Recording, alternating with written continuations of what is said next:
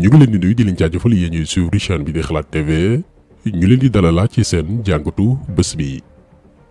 tey dañu revenir ci dossier François Mancabou gannaaw ba li ci doon xalaat doon ko ci ragal mu ci doon dëgg ndax guddi mercredi 13 juillet 2022 bi ñu weesu la xibaar wadd ne ñàkk na bakkanam muy lu malheureux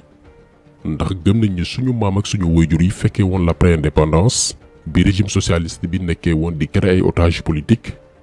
ñii ñu leen di rey ci biir kaso yi comme kaaw Omar Blondin Diop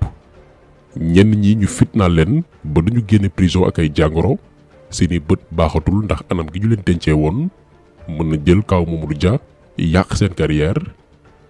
suñu way dawlu yi nekkoon témoin wu événement yi ku leen yeewoon tey ni leen après plus d'un demi-siècle en 2022 même chose mbaalu ko raw moo nekk di xewaat Sénégal duñ ko gëm et pire ñi mu dal bu ñu jëlee tey par exemple kaaw François Mancabou liñ ko doon toppee laalewu ci ni de près ni de loin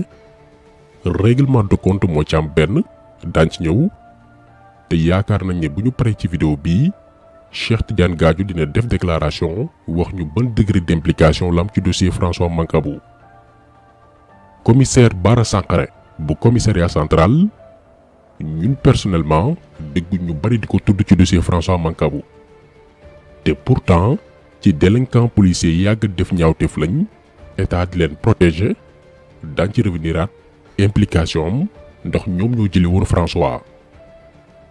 mais li gën a flagrant mooy sorti wu Amady Diouf di procureur de la République koo xam ne rôlam dëggantaan du faral état mbaay takk der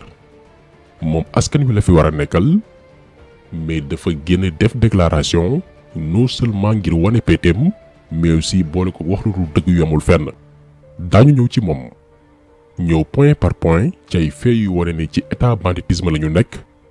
banditisme boo xam ne mi ngi entre présidence de la république ministère de l'intérieur police nationale ak ñiy ceytu wàllum yoon. ci suñu dernière vidéo concernant dossier François Mancabou waxoon nañ leen ni garde du corps Cheikh Tidiane Gadio la woon liggéey nañ 10 ans fukki at. ñoom ñaar ñu ànd fépp ba ni waa FBI di tegee loxo Cheikh Tidiane Gadio ndax dafa impliqué woon ci benn affaire de corruption diggante Chine Tchad ak Ouganda parce que Cheikh Tidiane Gadio mooy ñi nga xam ni dañ doon profité ci seeni ndombal tànk par exemple ba mu neewoon ministre bi ñu dénk wàllum bitim réew di wëlbatiku doon ay mercenaires yu état yu am doole ñu leen di neexal xaalis bu bare bari pour ñu leen di lijjantil ay contrat ci continent bu Afrique comme que nag États-Unis ak Chine concurrent lañ. dañuy diirante mbagg ci àdduna bi ak ci bépp réew bu ñu am ay intérêt bi Cheikh Tidiane Gadio corrompre daal di ger ay dirigeants yu Tchad ak Ouganda pour ñu jox waa Chine ay contrat wu pétrole ci la ko américains yi daal di ootal bàyyi ko ba mu duggee États-Unis ñu yebal waa FBI ñu dem jàpp ko Macky Sall en tant que président de la République moo dugal loxoom ci dossier boobu noonu ba Gadio ñibbisiwaat Sénégal boobu la transhumé wëlbatiku di tarbi yu Macky Sall di ko jaamu. Par la suite, François Mancabou, en tant que garde du corps, s'est rendu compte que ndekete kii mu doon àndal depuis des années di ko watul kaaraangeem délinquant international la dealer la donc mënatul continuer di liggéey ak moom ndax dafa jiital éthique looy jombale sa bopp ci li muy def. gannaaw gi seen diggante yàqu Gadio ameeloon ko xaalis lànk ne du ko fay donte yoon daan na ko moom Cheikh Tidiane Gadio mu bañ ne du ko jébal xaalisam. di fàttali aussi que Cheikh Tidiane Gadio yàgg na réclamer François Mancabou benn tablette bi nag duñ ci sori mais jàppale ne lu intéressé woon Cheikh Tidiane Gadio la ndax dafa am ay photos souvenirs yu ci nekk te bëggul mu feeñ ndax dafa am ay preuves ci relation Cheikh Tidiane Gadio ak des lobbies internationaux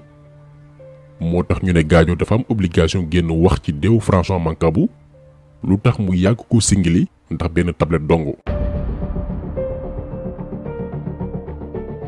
gannaaw gi François Mancabou nekkul membre benn parti politique manifestation mois de juin yi taxu ñu jàpp ko mosu ci participer këram la nekkoon ak njabootam ñu daldi koy fekk foofu jàpp ko te biñ ko jàppee bàyyi leen xel bu baax a baax gannaaw arme bi muy liggéeyee en tant que garde du corps tablette bi leen doon wax léegi te Cheikh Tidiane Gadio yàgg koo laaj tablette boobee la ñu récupéré dañ ciy déglu témoignage soxna wu François Mancabou ci micro waa Kewoulo. ñu ne ko attendez ñu dem ci couloir bi fouiller ñu fouiller salle bi xëcc fauteuil yi ubbi sama valise yi fouiller partout lu ñu fouiller ñu laaj ko ndax moom moo ko moom ñu jël arme bi ñu ne ko tablette bi yaa ko moom wala madame mu ne maa ko moom jël nañu tablette jël nañu arme bi jël nañu tablette bi. léegi ban kilifa biir police moo mëne opération bi ñel wàllum force spéciale ñu koy sant muy dem di jàpp ay innocent commissaire Bara Sankaré mii ngeen di seen moo nekk ci ginnaaw. kan mooy Bara Sankaré yàgg nañ leen wax ni Macky Sall bëggul nit yu baax souvent dafay fekk ku def njombe mbaa tuuxi duna bu rëy ci benn domaine mu làq la protéger la jox la sax ndombal tànk bu gën a kawe fa nga nekkoon pour yeew la buub ci baat di la defloo di la waxloo te doo sañ a bañ ndax danga koy amil njukkal dafa am fu sori fu mu la jëlee woon. Bara Sankaré bu ngeen fàttalikoo mooy commissaire boobu ñu defoon vidéo ci moom en août 2019 ñetti at ci ginnaaw te mu duggoon ci benn pharmacie bëggoon jënd garab par force te présenté wul ordonnance pharmacien biñ naan Cheikhouna Gaye na ko garab bii duñ ko jaay sans ordonnance mu ne ko di nga ma ko jaay par force agressé pharmacien bi ci biir pharmacie bi boole kook ay éléments am yu civilu pour ñëw jàpp ko yóbbu ko police dóor ko. jamono jooju Bara Sankaré moo newoon commissaire bu police bu Parcelles Assainies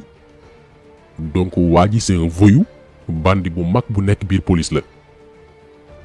période boobu noonu mbootaayu pharmacien yi ak Sénégal gépp sàkk ñu tekay daan commissaire Bara Sankaré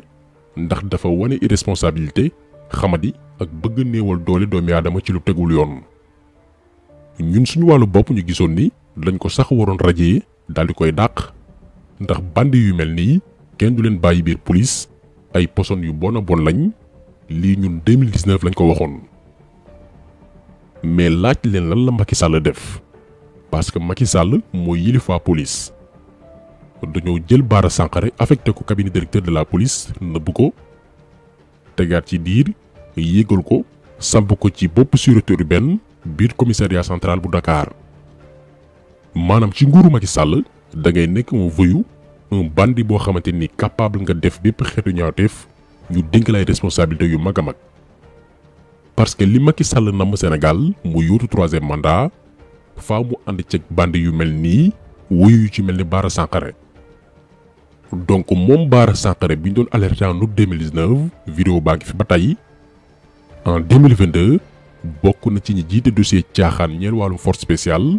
di dem di jàppale ay doomi aadama yoo xamante ni defuñ dara yu ci mel ni François Mancabou.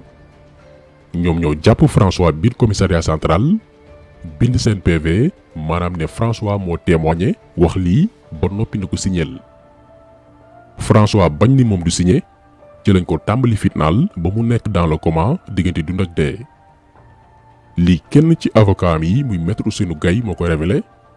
François Mancabou dañ ko bëggoon wax loolu mu deful mu lànk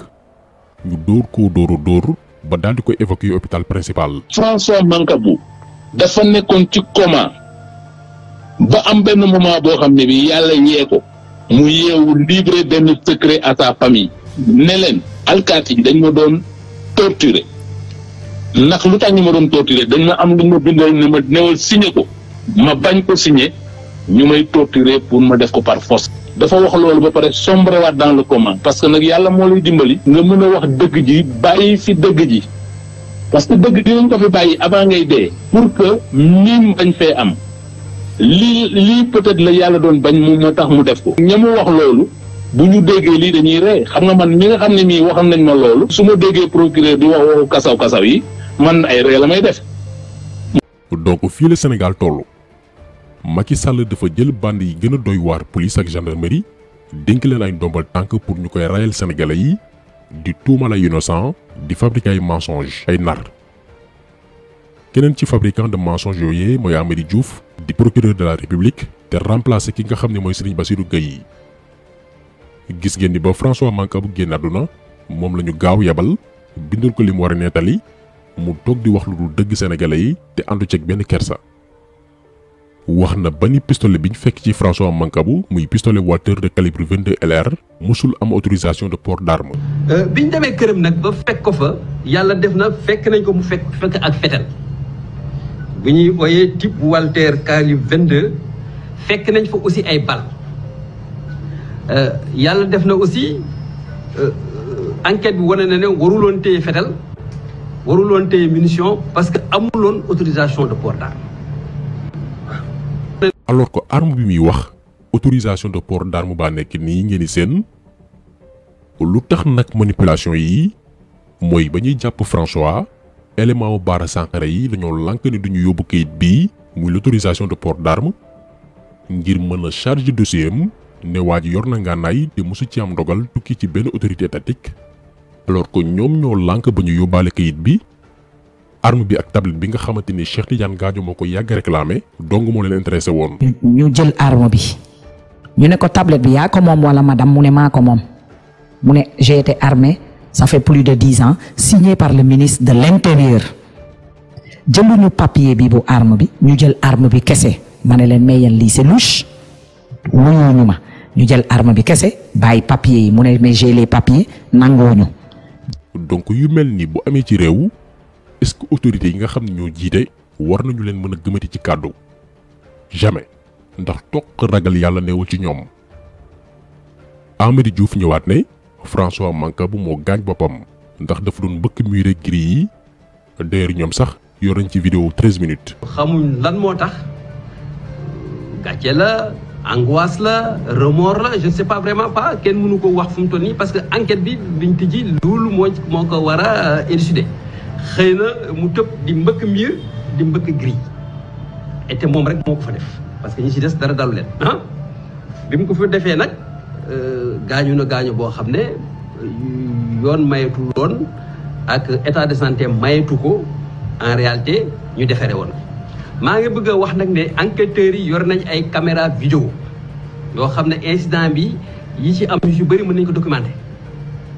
waaw par des vidéos et des caméras de 13 minutes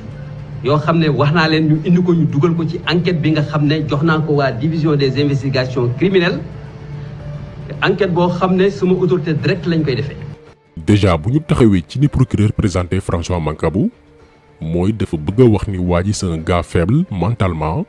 ku ñemewul assumer ba tax muy xaru alors que François Mancabou bu ñu dressé li nga xam ne mooy jëmam jaar-jaaram def na 13 ans de service militaire maanaam dafa servir Sénégal diiru fukki at ak ñett laataa muy dugg ci wàllu métier garde du corps donc góor yàlla dëgg la boo xamante ni affronté nay situation yi gën a métti te taxul mu daw wala di xaru barki Démo Ndiaye am na benn classe am bu témoigné ne François Mancabou ba muy nekk militaire mës na leen sauver ci benn attaque bu leen rebelle yi defoon diggante village bu naan Oulampan ak Silinkin bu ñoom ñëpp mucc donc jëmm ji du koy daw tuuma du tax muy xaru ndax c'est un homme fort c'est pas un minable ñeme na affronter luñ ko tuumal ba setal deram te même bu doonee dafa doon jéem a xaru bañ ne filmer nañ ko ba am ci vidéo 13 minutes kon policiers yi ko fekkee woon mën nañu leen toppee pour non assistance à personne en danger ñàkk taxaw kuy loru maanaam seeni lay moo yanul maanaa ginnaaw doona François Mancabou dafay dellu dëggal état voyou bi Macky Sall yóbbu Sénégal banditisme bi nekk ci biir waay takk der yi ak ñiy yëngu ci wàllum yoon état amatul Sénégal moo tax ñun xaaruñ dara ci seeni enquête ñeel deewu François Mancabou ndax duñu mës a wax dëgg sénégalais yi lenn moo am mooy topp mbir yi avant ba après 2024 pour képp ku laale ci complot yi nga fay bor surtout Macky Sall mi nga xam ne moo jiite ba noppi cautionné torture ak ray yi yépp Macky bu ñu xeexee ak moom ba mu jóge fi il faut que mu ñam kaso ngir mu xam naqar fitna ak njàqare gi muy teg ay njaboot teg koy jirim teg koy tam ay waajur mooy président bi gën a bon ci histoire politique bu Sénégal xeex Macky Sall ak nguuram ci jaamu yàlla la bokk kon taxawaay bi tey loolu la woon ñu ngi leen di gërëm di leen jaajëfal di leen di dajee incha allah beneen yoon ci beneen jàngat jaa ngeen jëf.